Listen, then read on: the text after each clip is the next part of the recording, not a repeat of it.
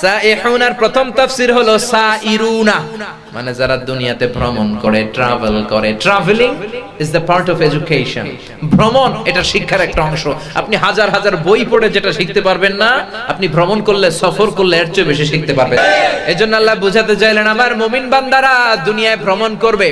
তাই আল্লাহ বললেন কুল সিরু ফিল আরদি ফানজুরু কাইফা কানা আকিবাতুল লিল মুকাদ্দিবিন। জমিনে সফর করো, ভ্রমণ করো, আর দেখো আমার সাথে যারা গাদ্দারি করেছে, নাফরমানি করেছে,